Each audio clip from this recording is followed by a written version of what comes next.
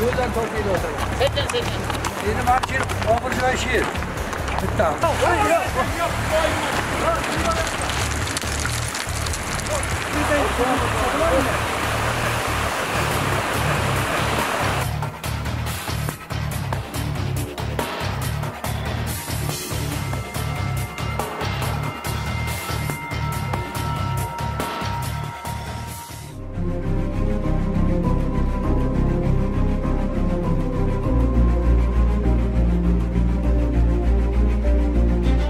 We are about to continue our expedition, which began in the village of Sangardak in Savrasya district of Sukhandara region.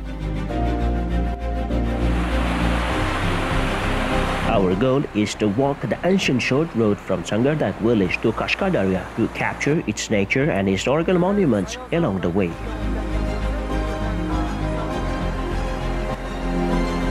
In the last episode of our program, we ended the topic when we crossed the Kalaishirang Gorge and came to Amir Temur Cave. We are going to start the program here today.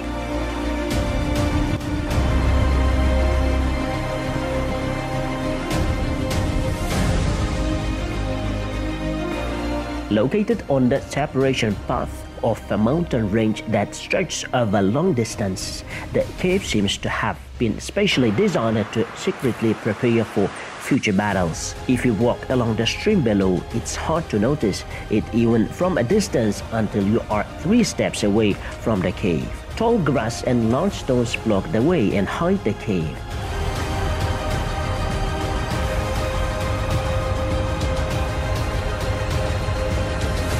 The surroundings are clearly visible from the entrance to the cave. The cave is protected on 3 sides. The cliffs on the side of the cave are very high. It's impossible to hang on a rope from above the cave. According to experts, the Emperor Amir Temur used this ancient cave as a refuge to escape the persecution of the Mongols, where he gathered strength and weapons.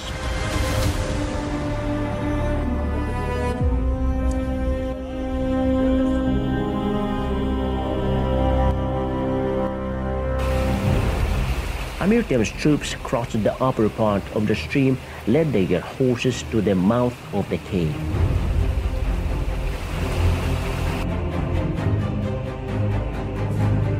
The nature of the place is quite charming.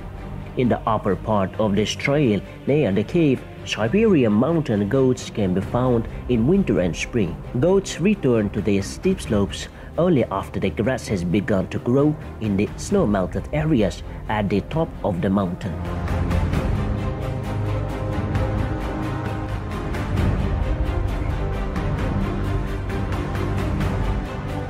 In front of the cave there was an open stage fortified with spruce tree branches which can accommodate 100 or more horsemen in the past.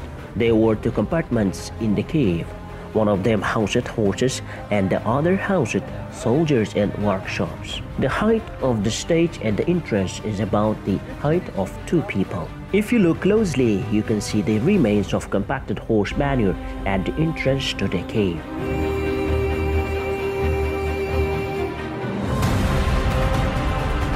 Here we also met other people who had come to see the cave. We chatted with them for a while and had lunch together in the cave stable.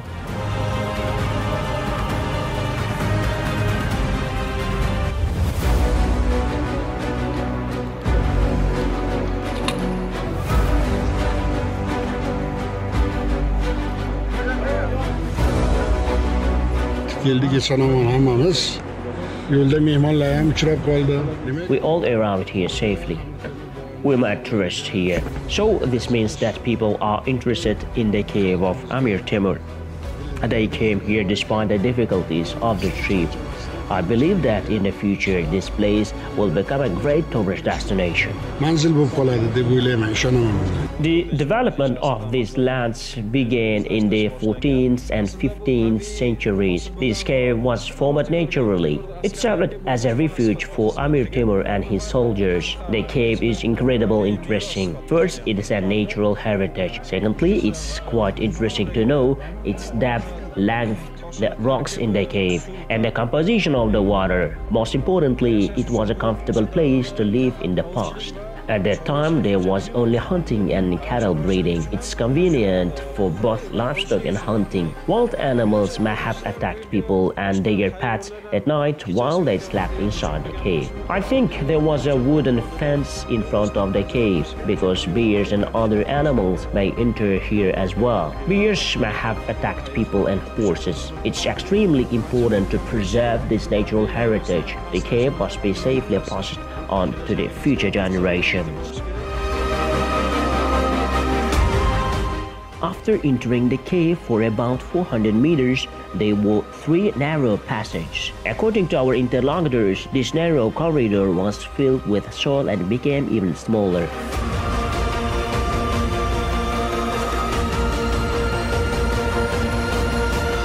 Therefore, very few people have entered to the other side of the cave in the last 3 years. We were disappointed to hear that. We heard about it from the reserve staff and locals on the way, but we still have some hope. After all, we have come so far. In any case, let's move forward in a good mood or go to that narrow part of the cave.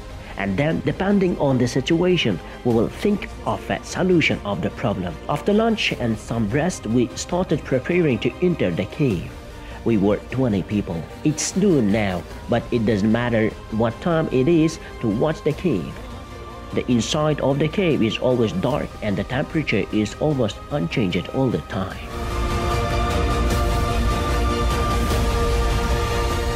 Amir Temur bobamiz mana shu yerda harbiy mashqlar o'tkazish bilan bir qatorda mana shu hududni to'liq o'rgangan. O'simlik dunyosini ham, hayvonot. Amir Temur not only conducted military exercises here, but also studied the flora and fauna of the region. Many horses were kept in the cave, because in those times the horse was considered the fastest means of transportation. The horses became ill from time to time. In search of a cure for them, they learned what kind of medicinal plants grow in this area. Here in the riverbeds grows a plant called dubulga, which means helmet. It is not a tree, but a shrub. Amir Temur told the cavalry to make a whip from the plants, similar to the one in my hand. This is a whip handle made of a helmet plant. Soldiers used their whips carefully for many years. It was also used as medicine for the horses when they were sick or unable to walk. The soldiers put a whip made of this helmet in the horse's mouth and rubbed it. The sick horses were unable to walk, recovered after being rubbed with a whip handle made of a helmet plant. Kasal bo'layotgan otlar mana shu dubulg'a o'simligini qamchi dastasi bilan sog'ayib ketdi. In a dark place, the eyes get used to the darkness over time and begin to distinguish the shapes of things around. But this is not the case in long and deep caves. Flashlights become a very necessary thing when traveling underground.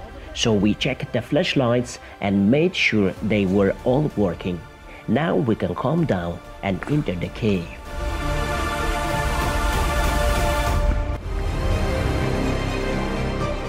"17 meters and 90 centimeters. Pull it. Hold on, hold on." We have heard different numbers about the length of the cave. We are now working together to determine which of them is correct. First, together with our companions, we measured the width and length of the stable. 3 more of our partners are measuring its height.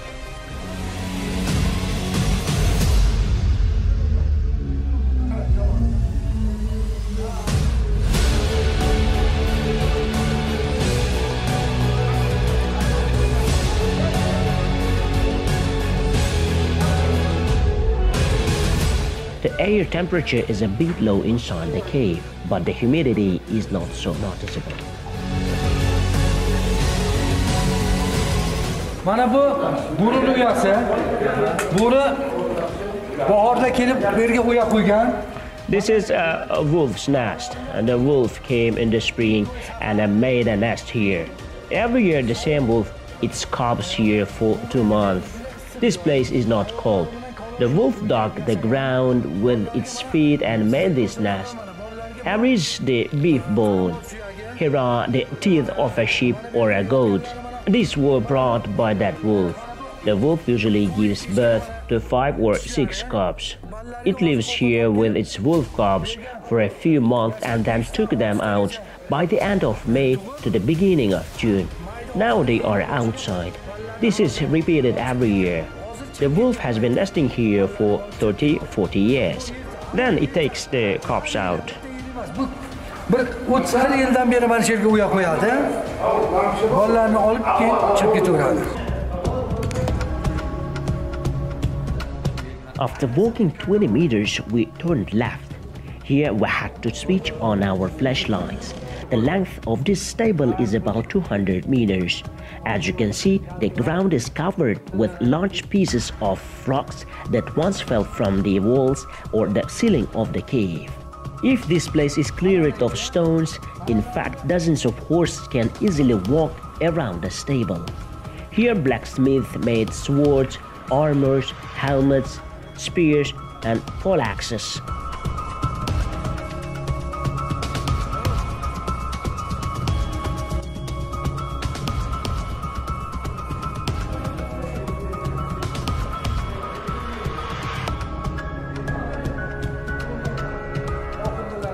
After passing the stable, the cave corridor turned left again and led to the second large cave mouth. The second part of the stable and the second mouth of the cave ends here. From here, we enter the real cave of Amir Temur.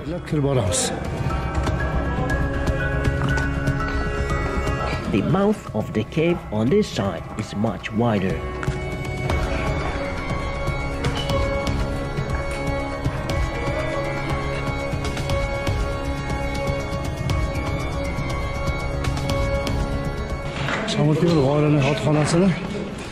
We are measuring the stable in the cave in meters.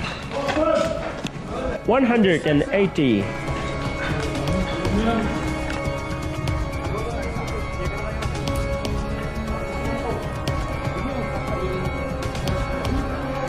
Here we met another group of local tourists. Haven't you entered the cave yet? No, we are going to enter with you.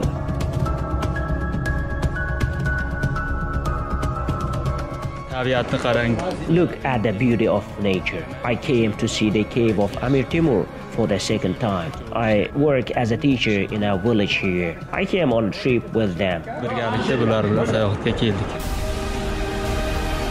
After meeting the tourists, we continued on our way together.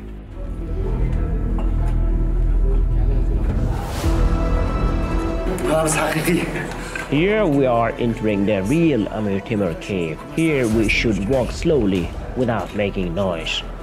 He is right.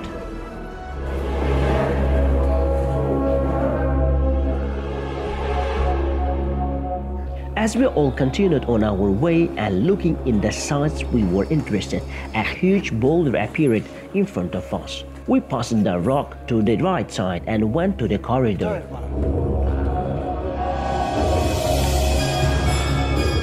When we arrived here, the first pilgrims we met left us and went ahead, saying that they intended to go to the end of the cave as soon as possible.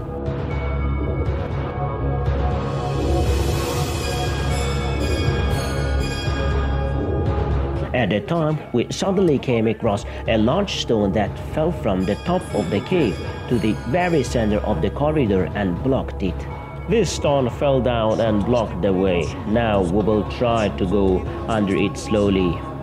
It made us a little worried, but the stone seemed to land and got stuck here long before, so we bypassed it without difficulty. From here we entered the main hall of the cave. We felt a stream of moist air hitting our faces.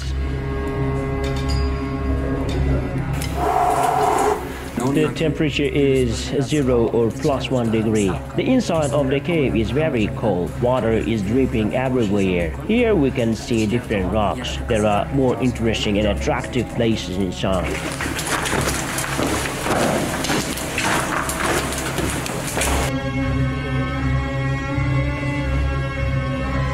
Do you see the black trail that frozen on this rock? This is a mummy. Even now, there is a lot of controversy among scientists about the composition of the mummy. There are different views and theories on this.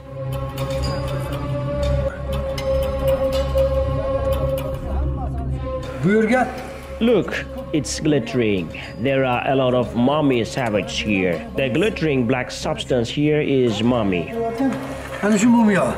Observations of the scientists of the reserve have shown that the mummy in this cave is made by an animal slightly larger than a rat called a myrmidon.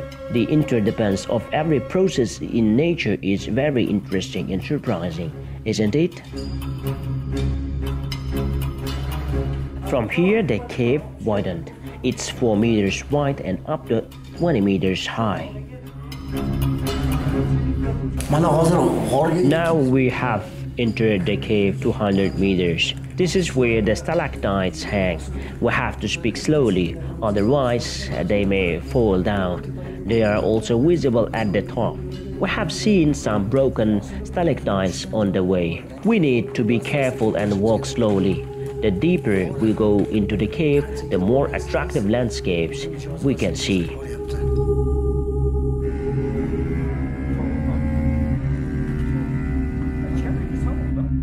After walking 200 meters in the main hall, we entered another hall full of huge stalactites and stalagmites. You will be amazed to see this beauty.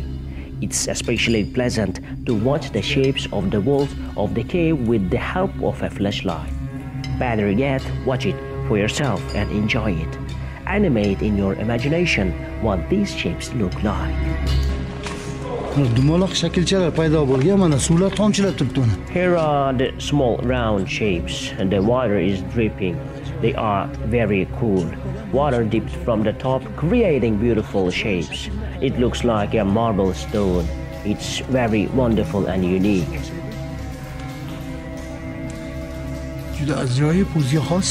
The next hall was much wider. In some places, 30 meters wide and 25 meters high. Indeed, a large army can easily hide and live here. In these rock cavities, the air temperature is low and it's possible to store the necessary food reserves for a long time. We all feel that this cave was a reliable fortress and a comfortable place for Amir Timur and his soldiers.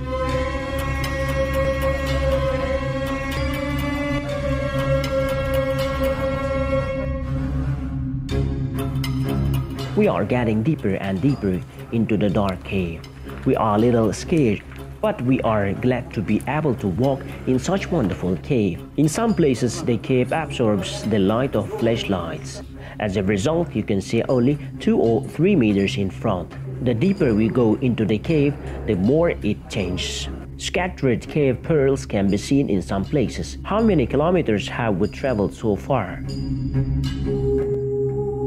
I think we went a long way. We kept walking. At that moment, the lights of a flashlight appeared in the distance ahead. Several people were coming towards us. They are tourists who were a little ahead of us. According to them, it was dangerous to go through the stone hole in front. We went there and came back. The hole is quite narrow. We couldn't get through the hole.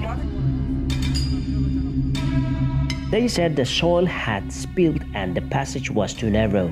We were a little disappointed. All of these guys are firm and adroit, so if they couldn't get through hole, how can we get there? However, the soil in the hallway can be removed with a shovel. This gave us hope and we continued on our way. After walking for about 20 minutes, we saw spring water on the right side.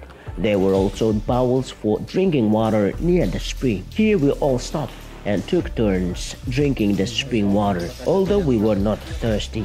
Maybe our grandfather Amir Timur also drank from the spring. It is very cold and tastes different. Does it taste special? I would like to drink too. Have a drink, but it's very cold. It's really cold. Do you see the drops? The water leaking from these droplets is purified and filtered. The hot rocks in the water from an alloy and the fresh water flows down. Look at the shape in the middle. It's shaped like some kind of bone marrow. Here, the second crew of local tourists we met at the mouth of the cave went back. Well, now we will continue the journey through the cave ourselves. We are in the big hole. There should be a stone hole nearby that leads to the next hole. We are reaching the last part of the cave. It's almost there. We are approaching the hole. But for some reason, the hole is not visible. We all started looking for it in confusion. It was on this side, behind a pile of soil. Suddenly, we all turned their lights in that direction. We hurriedly looked at the size of its mouth. Indeed, it was too narrow for a man to pass. We were disappointed. Even when people could pass through this corridor, the tourists who came to see the cave went back from this place. Not everyone dared to go on the road. From here, you have to go through 3 narrow corridors leading to the second large hole. The length of each is about 4 meters to 9 meters. There is a smaller area where you can relax after the first and second corridors. The dimensions of this narrow area were about 60 centimeters by 50 centimeters. I will try to get inside now. Keep an eye on me. I tried to get as deep as possible. It will probably be easier if you enter with your feet. Be careful not to choke. If we open this place a little, we can enter. I can see inside. Rasulaka, is it possible to pass through? It's necessary to dig a hole in the ground with a shovel. I think we can pass.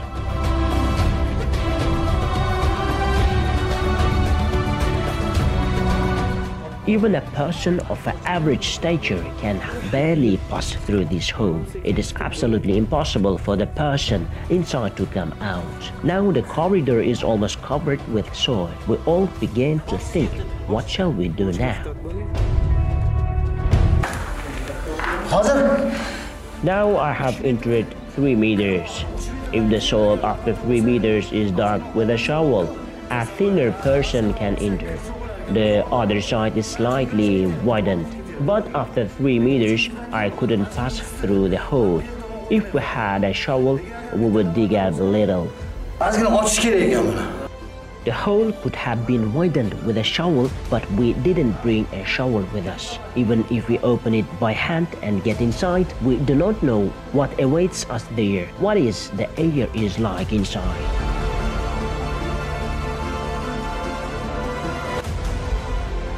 Some people think what this cave was like during Amir Timur's time, how they entered here.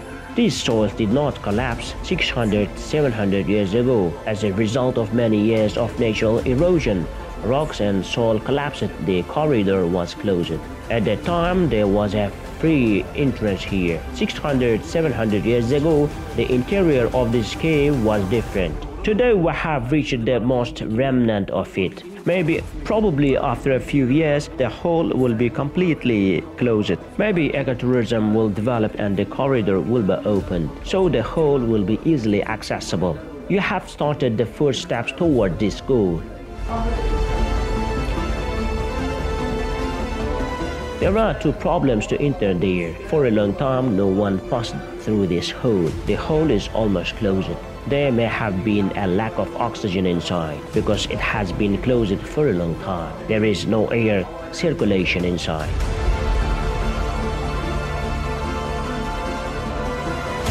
The situation worried us. If there is any frustration inside, it will be a very big problem. The closest village to this cave is 2 days away from here. We all didn't know what to do. We stop our program here for now and continue the topic in the next episode.